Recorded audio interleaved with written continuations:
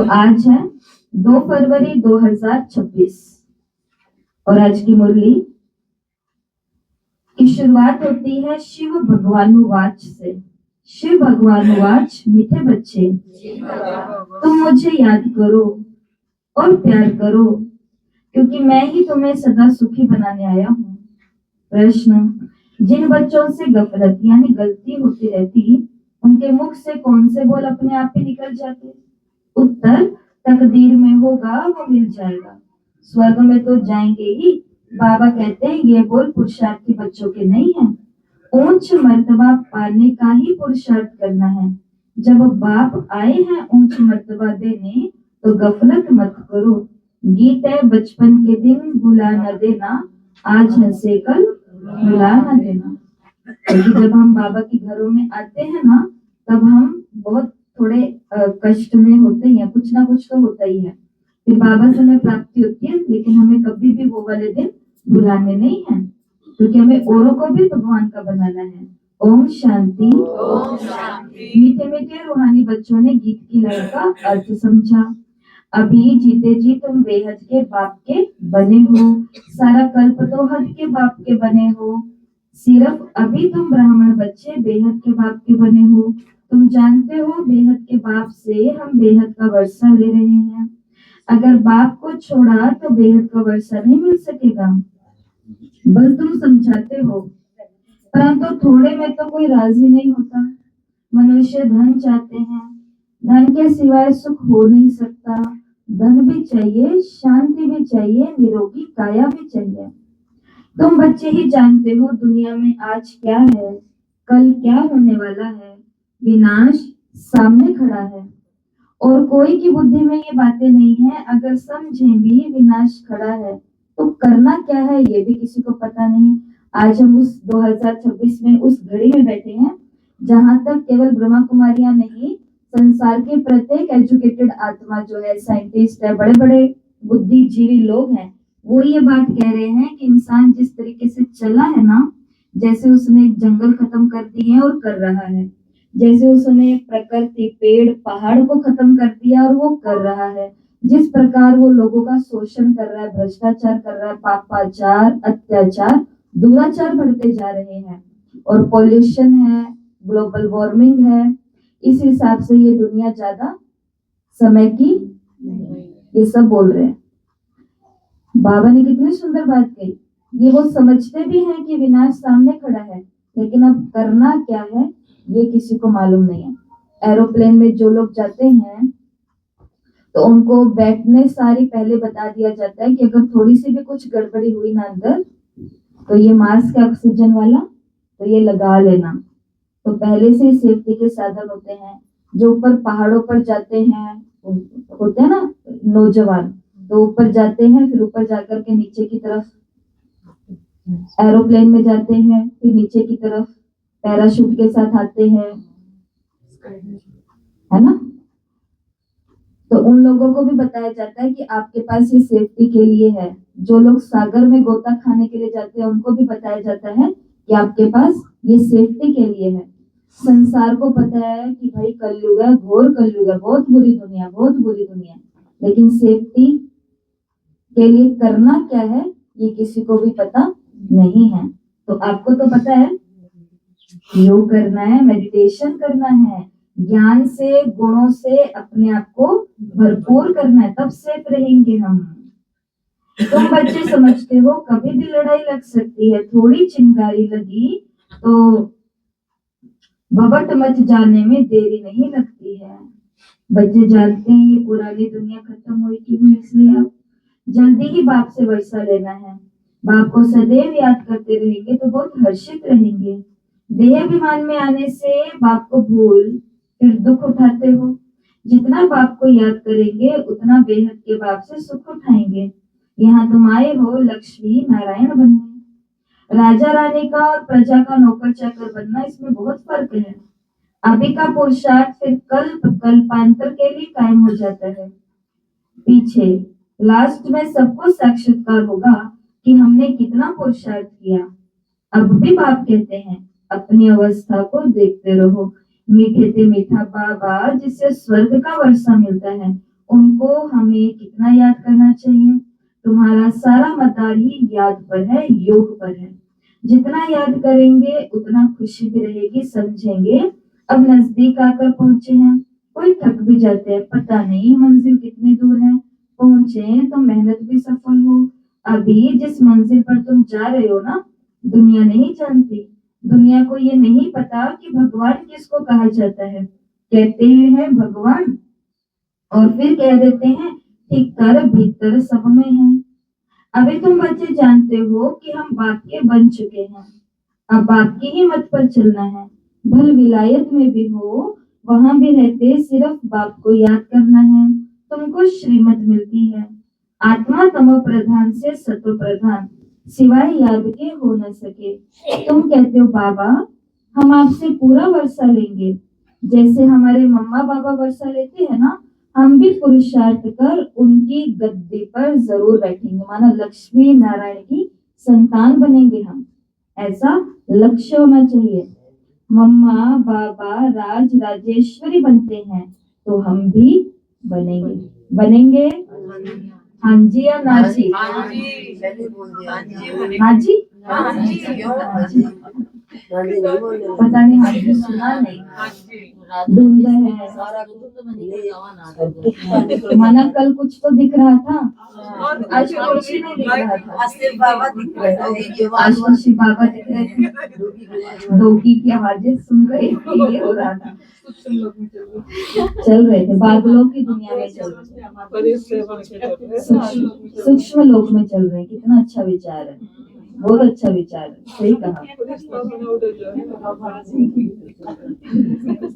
तो बाबा ने कहा लक्ष्य क्या रखो कि हमें मम्मा बाबा की गद्दी, माना लक्ष्मी नारायण की गद्दी, माना राज राजेश्वरी वो बनते हैं तो हम भी। इम्तिहान तो सबके लिए एक सा ही है ना। तुमको बहुत थोड़ा सिखाया जाता है, सिर्फ बाप को याद करो। इसको कहा जाता है सहज राजयोग का बल। तुम समझते हो योग से बहुत बल मिलता है। समझते हैं हम कोई विकर्म करेंगे तो सजा बहुत खाएंगे, पद भी भ्रष्ट हो पड़ेंगे। याद में ही माया विघ्न डालती है। गाया जाता है सतगुरु का निंदक ठोर न पाए। वो कह देते हैं गुरु का निंदक ठोर ना पाए, क्योंकि निराकार का तो किसी को पता ही नहीं है। गाया भी जाता है भक्तों को फल देने वाला भगवान। साधु संत आदि सब भक्त हैं, भक्त ही गंगा स्नान करने जाते हैं। भक्त भक्तों को फल थोड़े ही देंगे। भक्त भक्तों को फल दें तो फिर भगवान को क्यों याद करें? ये है ही भक्ति मार्ग। सब भक्त हैं, भक्तों को फल देने वाला है भगवान। ऐसे नहीं कि जास्ते भक्ति करने वाला थोड़ी कम भक्ति करने वाले को फल दे देगा, नहीं। सब आत्माओं को देने वाला कौन है? भगवान। भक्ति माना भक्ति। रचना रचना को कैसे वर्षा देंगे? वर्षा तो रचयिता से मिलता है। इस समय सब भक्त हैं। जब ज्ञान मिलता है तो फिर भक्ति खुद ब खुद छूट जाती है, ज्ञान जिंदाबाद हो जाता है। कल भाई जी ने बहुत अच्छी बात की। भाई जी ने कहा कि एक आत्मा अपना धर्म परिवर्तन करती है तो दुनिया में कितनी हलचल हो जाती है कि अरे वो पहले इस धर्म के थे, अब वो इस धर्म के बन गए। माना अगर वो कोई बहुत बड़ा नामी ग्रामी व्यक्ति है तो उन्होंने बोला लास्ट में करोड़ों आत्माएं अपना धर्म परिवर्तन करेंगी, क्योंकि जो सनातन धर्म की आत्माएं अलग अलग धर्मों में कन्वर्ट हो गई हैं, वो उधर से निकल करके और इस फैमिली की बनेंगी। तो दुनिया में वो भी एक बहुत हलचल का सीन होगा, बहुत देखने वाली चीज होगी वो भी एक। तो बाबा ने कहा ज्ञान जिंदाबाद हो जाता है। ज्ञान बिगड़ सदगति कैसे होगी? सब अपना हिसाब किताब चुप कर चले जाते हैं। तो अब तुम बच्चे जानते हो विनाश सामने खड़ा है, उसके पहले पहले पुरुषार्थ कर बाप से वर्षा ले लेना है। तुम जानते हो हम पावन दुनिया में जा रहे हैं, जो ब्राह्मण बनेंगे वही निमित्त बनेंगे। ब्रह्मा मुख वंशावली ब्राह्मण बनने बिगड़ तुम बाप से वर्षा नहीं ले सकते। बाप बच्चों को ही वर्षा देते हैं, शिव बाबा के तो हम हैं ही। सृष्टि रचते हैं बच्चों को वर्षा देने के लिए, शरीरधारी को ही वर्षा देंगे ना। भगवान ने दुनिया रची, लेकिन क्या ऐसी दुनिया रची जिस दुनिया में हम रह रहे हैं? आपका दिल क्या कहता है? ऐसी दुनिया जहाँ पर इतनी बुराई है, इतने विकार है, किसी पर कोई हम ट्रस्ट फेथ भरोसा नहीं कर सकते और कोई एकता नहीं, और क्या क्या हो रहा है आज की दुनिया में। ऐसी दुनिया भगवान ने रची तो फिर कैसी रची? सत्युग सत्युग रचा, स्वर्ग रचा। तो बाबा ने कहा जब पिता ने दुनिया रची है तो बच्चों को तो वर्षा मिलेगा ही ना सबसे पहले, और शरीरधारी को ही वर्षा देंगे। आत्माएं तो ऊपर में रहती हैं, वहां तो वर्ष से की या प्रारब्ध की कोई बात नहीं है। तुम अभी पुरुषार्थ कर प्रारब्ध ले रहे हो, जो अभी दुनिया को पता नहीं। अब समय नजदीक आ रहा है।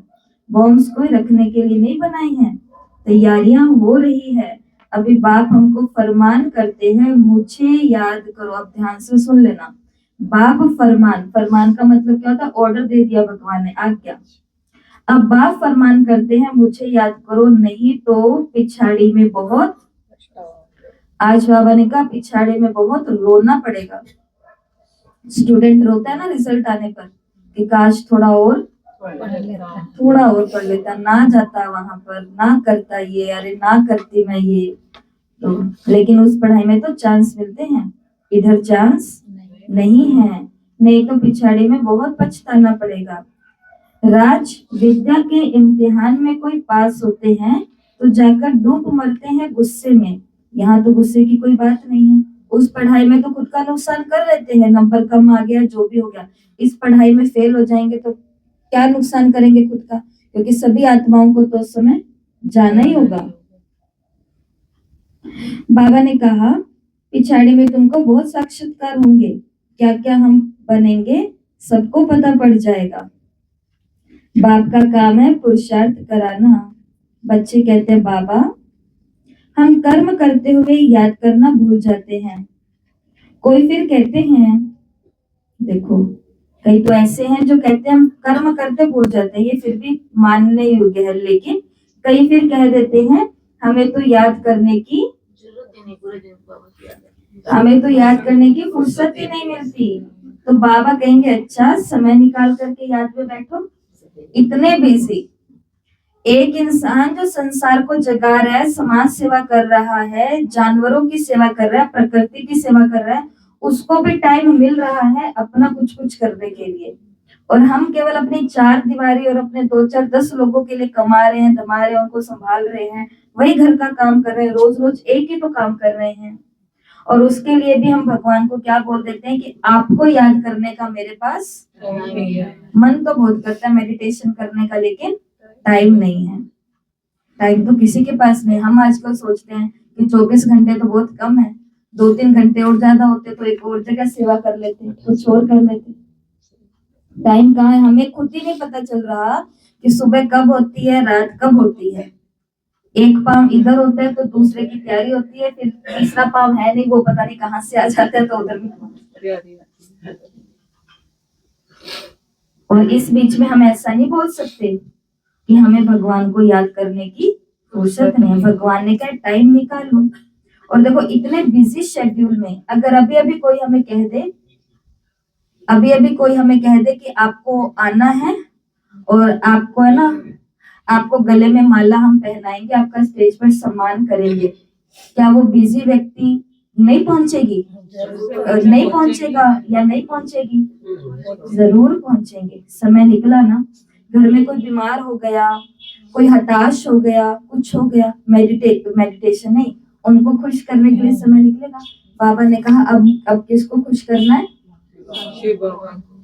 और भोले बाबा को आशुतोष का तो मतलब ही होता है जो सहज प्रसन्न हो जाता है। देखो भाई जी ने कितनी अच्छी युक्ति बताई। 108 की माला सबके घर भी होती है, नहीं होती तो ये फिंगर होती है। एक दिन एक बहन को सिखाया, उनको नहीं मालूम था कि हमारी अंगुली में भी हम 108 कर सकते हैं। बस एक तरफ 12 करो, एक तरफ 9 करो, हो गए 108। एक तरफ 9 करो, एक तरफ 12 करो, हो गए 108। लेकिन 108 की माला का तो जाप करो, और क्या करना उसके अंदर भी वो सबको मालूम है, अपने अपने हिस्से का। शिव बाबा ने कहा, कहते हैं याद करने की फुर्सत नहीं मिलती, तो बाबा आगे से क्या कहते हैं, समय निकाल कर याद में बैठो, बाप को याद करो। आपस में जब मिलते हो तो ये कोशिश करो कि हम बाबा को याद करें। मिलकर बैठने से तुम अच्छा याद करेंगे, तुम्हें मदद मिलेगी संगठित। मूल बात है बाप को याद करना। कोई विलायत जाते हैं, वहां भी सिर्फ बाप को याद करते हैं। बाप की याद से तुम तमो प्रधान से सतो प्रधान बनेंगे। हाँ, और ये याद रखना है कि हमें परमात्मा पिता शिव बाबा को याद करना है, आत्मा समझ के याद करना है। क्यों?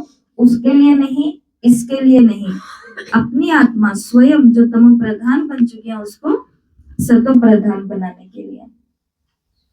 बाप कहते हैं सिर्फ एक बात याद करो, और वो एक बात कौन सी है? बाप को याद करो। योग बल से सब पाप भस्म हो जाएंगे। बाप कहते हैं मन मना भव, मुझे याद करो तो विश्व के मालिक बनेंगे। मूल बात हो जाती है याद की, कहाँ भी जाने की बात नहीं है, घर में रहो सिर्फ बाप को याद करो। ये अच्छी बात कही आज बाबा ने, घर में रहो और सिर्फ बाबा को याद करो। अच्छी है ना ये वाली बात? अब जो जाते नहीं है सेवा के अंदर उनको ये बात बहुत अच्छी लगेगी। ये देखो भाई, बाबा ने कहा है घर में रहो, लेकिन प्यारी प्यारी माताओं बहनों भाइयों, ये ना भूलना कि ये मुरली कब की है। ये मुरली आज से 50 साल से भी ज्यादा पहले की है। 1968 से पहले, 1969 समझो या 68 से ही पहले समझो, 65 और 68 के बीच की ये मुरली है। ये वो समय होता था जब सबके पास एक शहर के अंदर शायद एक सेंटर होता था, नहीं तो शहर में सेंटर भी नहीं होता था, सेंटर किसी दूसरे शहर में होता था। और एक शहर से सुबह सुबह ब्रह्म मुहूर्त में 4 बजे निकलते थे, तब जाकर के क्लास के समय पहुंचते थे। कोई साइकिल पर, कोई रेलगाड़ी पर, कोई लिफ्ट लेकर के बस की, कोई कैसे और कोई कैसे। ये तब की है। और अब हम कहाँ बैठे हैं? हर 1 किलोमीटर की दूरी पर एक आपको ब्रह्मा कुमारी मिल जाएगी, हर 1 किलोमीटर। और 1 किलोमीटर हमारे यज्ञ ने क्यों रखा है? क्योंकि इतना चलना शरीर के लिए जरूरी है। आज तो सब लोग बोलते हैं ना, और आज हमारी तो सब सेंटर्स पर ऐसा ही होता है। भाई बहनें माताएं जो पैदल पैदल आती है दूर से, वो क्या बोलते हैं कि आत्मा को भी खुराक मिलती है और शरीर की भी सुबह सुबह वॉक हो जाती है, सुबह ऑक्सीजन मिलती है। ये जो हवा अभी है ना, अब ये वो नहीं होगी पूरा दिन में। ओजोन गैस सुबह सुबह मिलेगी, अब पूरा दिन में वो नहीं मिलेगी। बहुत सारी चीजें हैं, तो इसके लिए ये बात अच्छी है, परंतु ज्यादा अच्छी नहीं लगाना इस बात को।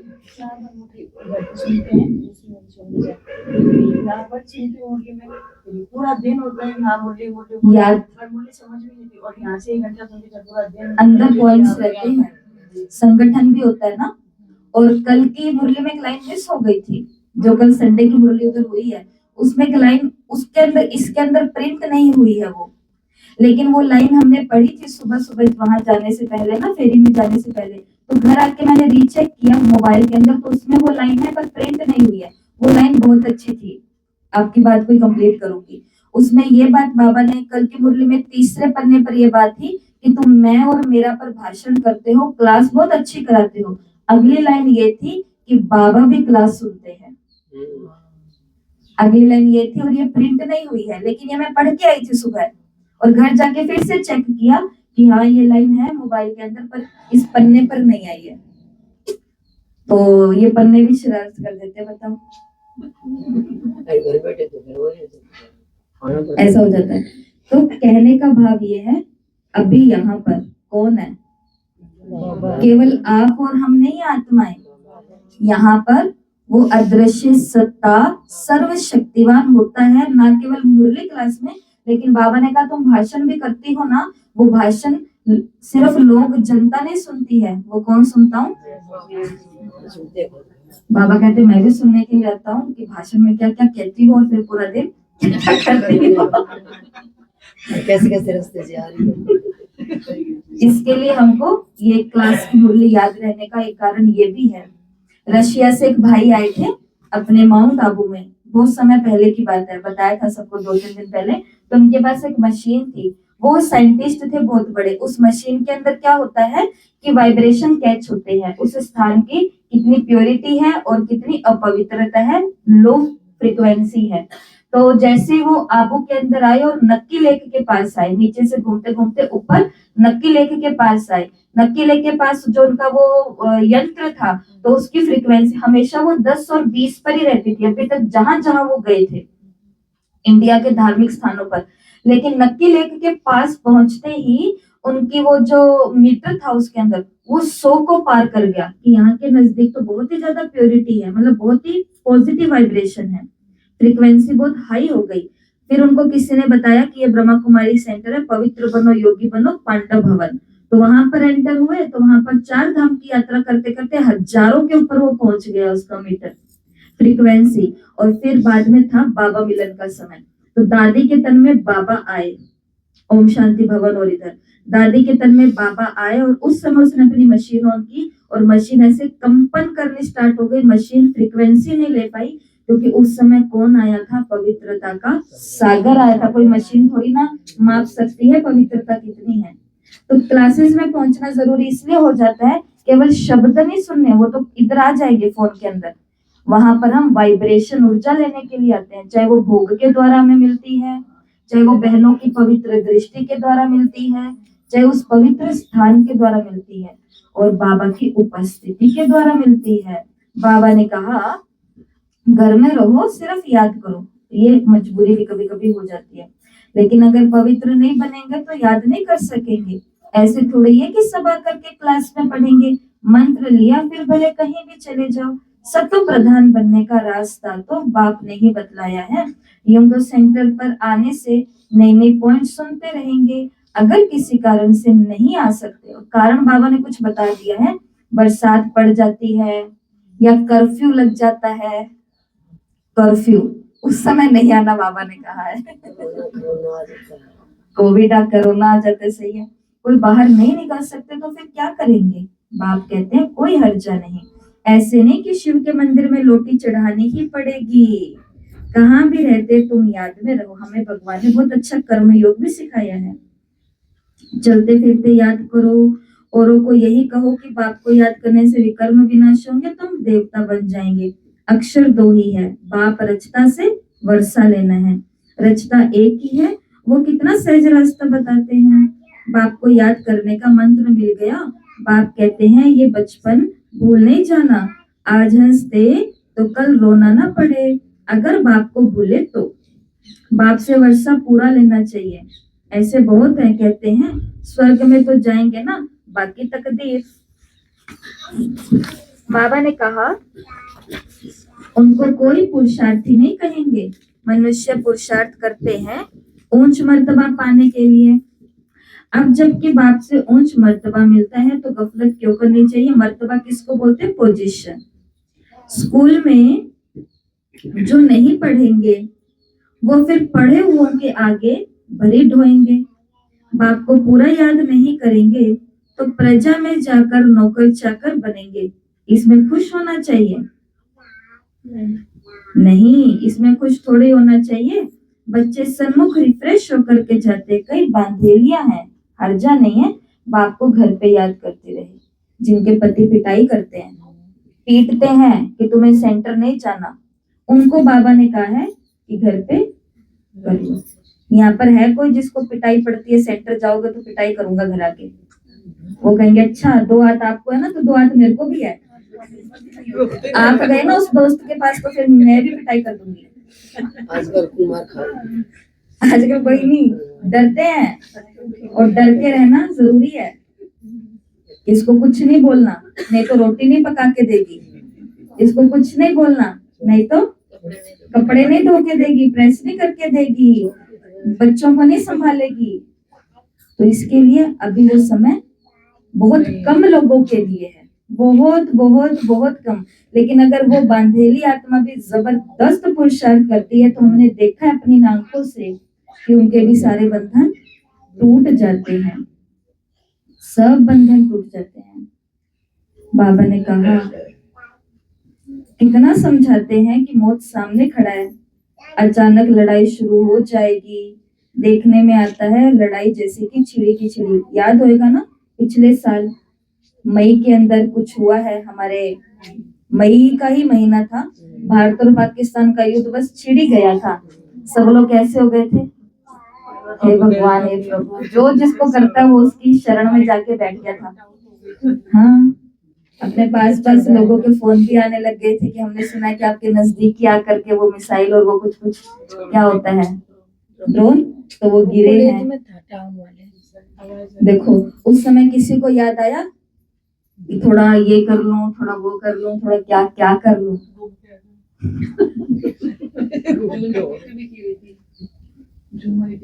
हाँ शिविर की पर हम तो गए थे ना।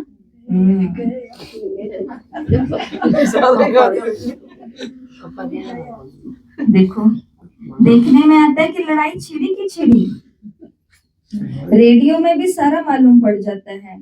कहते हैं थोड़ा भी गड़बड़ किया ना तो हम ऐसा कर देंगे, पहले से कह देते हैं। बॉम्ब्स की मगरूरी बहुत है, सबको अपनी अपनी क्या है, बहुत अहम अहंकार है बॉम्ब्स का।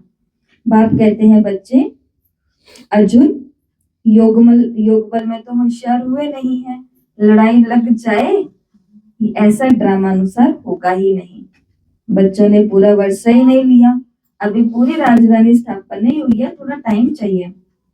पुरुषार्थ कराते रहते हैं, पता नहीं किस समय भी कुछ हो जाए। एरोप्लेन ट्रेन से गिर पड़ एरोप्लेन ट्रेन आदि से गिर पड़ते।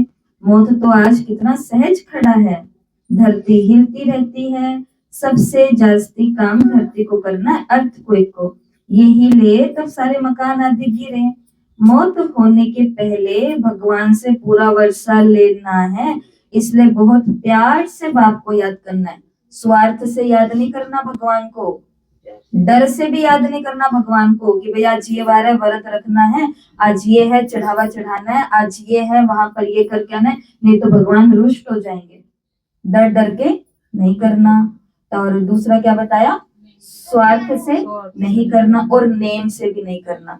भगवान को कैसे याद करना है, बहुत ही ज्यादा प्रेम से, क्योंकि वो हमारे क्या है, माता पिता है, बंधु साथी सहारा साजन, हमारा मालिक, सब कुछ तो वही है। तो बाबा ने कहा बहुत प्रेम से, बाबा आपके बिगैर हमारा दूसरा कोई नहीं, सिर्फ बाप को याद करते रहो।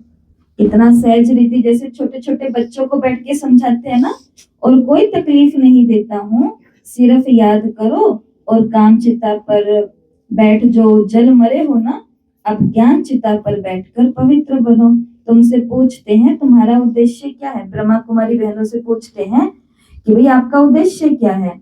बोलो शिव बाबा जो सबका बाप है, वो कहते हैं मामेकम याद करो तो विकर्म विनाश होंगे और तुम तमो प्रधान से सतो प्रधान बन जाएंगे।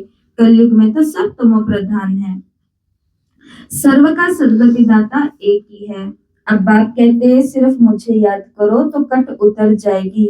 ये इतना पैगाम तो दे सकते हो ना, खुद याद करेंगे तब तो दूसरे को याद करा सकेंगे, खुद याद करते होंगे तो दूसरे को रुचि से कहेंगे, नहीं तो दिल से नहीं लगेगा, निकलेगा ही नहीं। बाप समझाते हैं कहाँ भी हो, जितना हो सके सिर्फ याद करो, जो मिले उनको भी यही शिक्षा दो, मुझ सामने खड़ा है। बाप कहते हैं तुम सब तमो प्रधान पतित बन चुके हो, अब मुझे याद करो पवित्र बनो। देखो कई लोग सोचते हैं कि अरे सुबह सुबह ये मुरली में कैसे बातें आ रही है, क्योंकि हम तो इसको अशुभ समझते हैं ना, सुबह सुबह ऐसी मृत्यु और मौत की बातें करना, तो बोलते हैं कि नहीं भाई सुबह सुबह ऐसी बातें मत बोलो, अच्छा अच्छा बोलो। लेकिन भगवान इस समय हमारा टीचर है, जब मुरली चलती है ना उस समय शिव बाबा का क्या रोल होता है, एक टीचर का रोल होता है। अब जरा ध्यान से समझना इस बात को, सभी के सभी जन। टीचर स्टूडेंट को पढ़ाता है क्लास के अंदर, अलग अलग सेशन उनके लेता है, अलग अलग समय उनको जाता है, अलग अलग किताबें पढ़ाता है। उन किताबों को टेस्ट लेते समय, पढ़ाते समय, होमवर्क देते समय, होमवर्क चेक करते समय, आपको मालूम होगा ना सभी को, टीचर कितनी बारी बोलता है पढ़ लो नहीं तो फेल हो जाओगे, ध्यान दे लो नहीं तो फेल हो जाओगे, इसका साथ छोड़ दो नहीं तो फेल हो जाओगे, टाइम से आया करो नहीं तो फेल हो जाओगे, टाइम से खा पी के सोया करो, रोज होमवर्क किया करो नहीं तो कितनी बारी बोलते हैं फेल हो जाओगे, फेल हो जाओगे, फेल हो जाओगे। इसका मतलब क्या वो अपशब्द बोल रहा है? नहीं, टीचर हमें सचेत कर रहा है, कर लो नहीं तो ये हो जाएगा, कर लो नहीं तो ये हो जाएगा। तो जो जागृत स्टूडेंट होता है वो इशारा समझ जाता है कि आज की मुरली में अगर बार बार कहा जा रहा है कि मौत सामने खड़ा है, इसका मतलब भगवान हमें डरा नहीं रहा, वो हमें सचेत कर रहा है कि समय किसी का भी कभी आ सकता है, इसलिए जो पुरुषार्थ करने की इच्छा है ना वो समय कर लो, रहते कर लो। समय रहते कर लो। और समय का तो आज भरोसा है, कौन कहता है कि मुझे मेरी डेट फिक्स है, इस तारीख को ही निकलना है, नहीं है। जन्म प्रमाण पत्र सभी के पास है, लेकिन मृत्यु प्रमाण पत्र किसी के पास नहीं है, नहीं है, नहीं है, नहीं है। और वो भी अगर हमने अच्छे काम किए, मेडिटेशन जो योग रोज करता है ना, योगी की आयु 2 4 10 साल अपने आप बढ़ जाती है, क्योंकि उसके पास दुआएं होती है, उसने थोड़ा कम विकारों को यूज करके अपने कर्मेंद्रियों को राहत दी है, संयम रखा है दिमाग पर, तो फिर उसकी उम्र बढ़ती है। बाबा ने कहा, बाप कहते हैं तुम सब तमो प्रधान पतित बन पड़े हो, अब मुझे याद करो पवित्र बनो। आत्मा ही पतित बनी है, सत्युग में होती है पावन आत्मा। बाप कहते हैं याद से ही आत्मा पावन बनेगी और कोई उपाय नहीं है।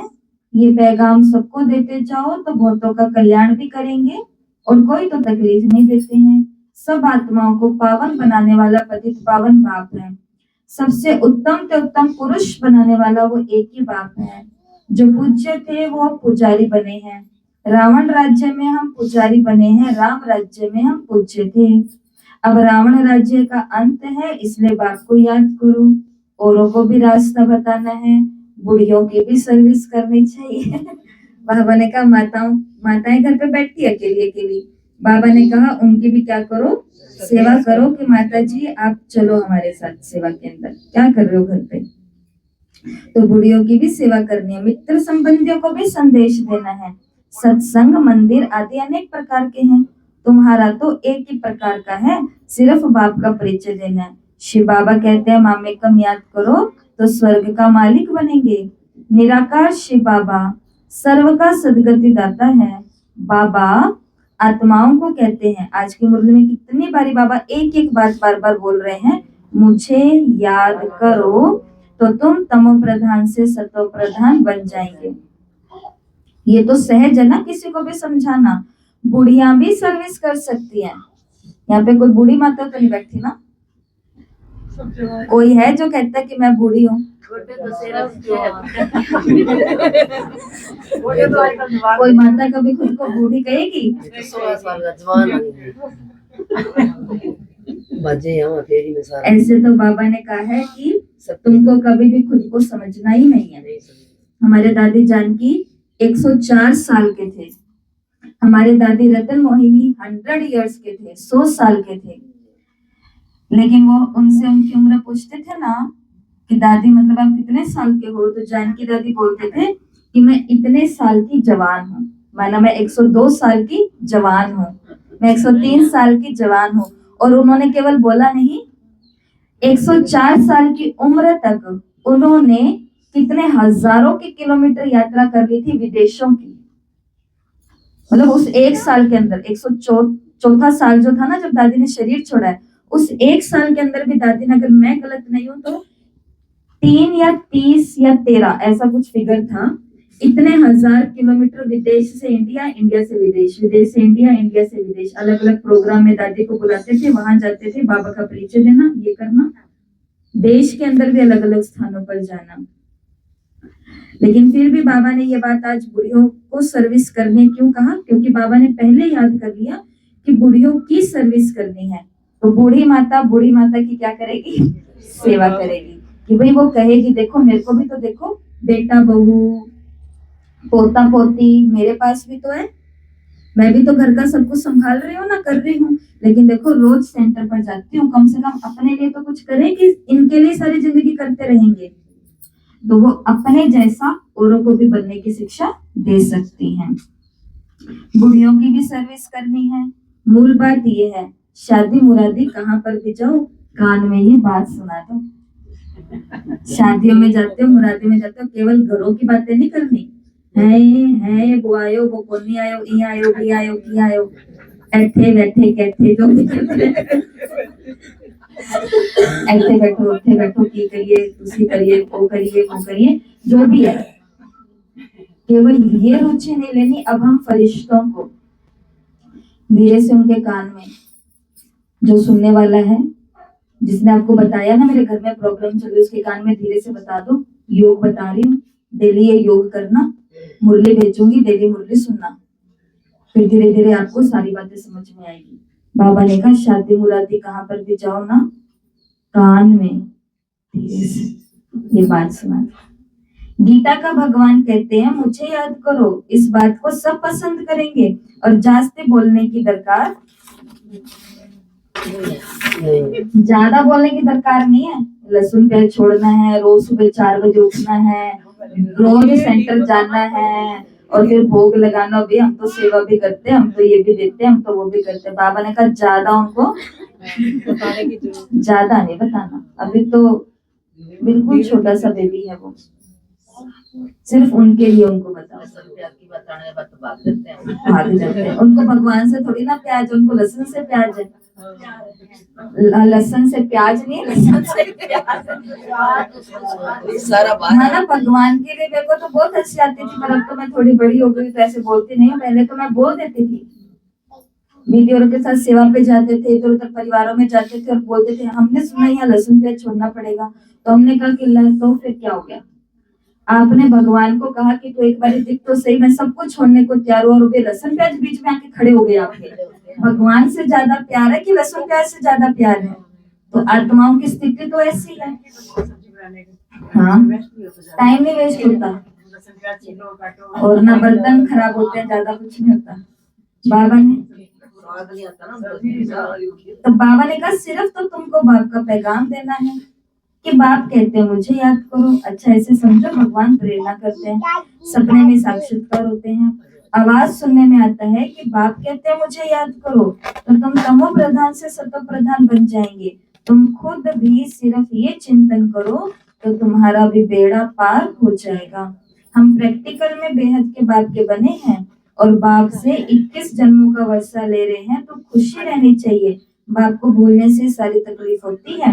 बाप कितना सहज बताते हैं अपने को, आत्मा समझ बाप को याद करो तो आत्मा सतो प्रधान बन जाएंगी। सब समझेंगे कि इन्हों का रास्ता तो बिल्कुल राइट है, इनको राइट रास्ता मिला है। और ये लोग कहते भी हैं क्या बहुत अच्छे मार्ग पर चल रहे हो, हमारी माताओं बहनों को भाइयों को कहते हैं हम नहीं चल सकते लेकिन आपको बहुत अच्छा रास्ता मिल गया। ये रास्ता कभी कोई बता न सके। अगर वो कहें शिव बाबा को याद करो तो फिर साधुओं के पास कौन जाएगा। समय ऐसा होगा जो तुम घर से बाहर भी नहीं निकल सकोगे। अभी तो चांस है ना, आओ सेंटर जाओ सेंटर, आओ सेंटर जाओ सेंटर। बाबा ने कहा समय ऐसा आएगा घर से बाहर तो बाबा ने फिर भी कम बोला। एक मुरली में बाबा ने बोला है खिड़की भी नहीं खोल सकेंगे। भटकती हुई आत्माओं का प्रकोप होगा, बीमारियां हवाओं के अंदर होगी, विकारी आत्माएं एकदम ऐसे घरों के आगे झपटने को तैयार होंगी। कौन खोलेगा घर अपना, कौन निकलेगा बाहर। बाप को याद करते करते शरीर छोड़ देंगे। अंत काल जो शिव बाबा सिमरे सो फिर नारायण योनि वलवल उतरे। लक्ष्मी नारायण की डायनेस्टी में आएंगे ना, घड़ी घड़ी राजाई पद पाएंगे। बस सिर्फ बाबा को याद करो और प्यार से करो। याद बगैर प्यार कैसे करेंगे। सुख मिलता है तब तो प्यार किया जाता है, दुख देने वाले को प्यार नहीं किया जाता। बाप कहते हैं मैं तुमको स्वर्ग का मालिक बनाता हूँ, इसलिए मुझे प्यार करो। बाप की मत पर चलना चाहिए ना। देखो भगवान जो प्रेम का सागर है उसको अपने बच्चों को कहना पड़ रहा है कि अरे मुझे प्यार से याद करा करो, क्योंकि बच्चे भगवान को स्वार्थ से याद ज्यादा करने लग गए हैं। और मेरी श्रीमत पर चलो। अच्छा मीठे मीठे सिकिलते बच्चों प्रति माता पिता बाप दादा का याद प्यार और गुड मॉर्निंग। रूहानी बाप की रूहानी बच्चों को नमस्ते।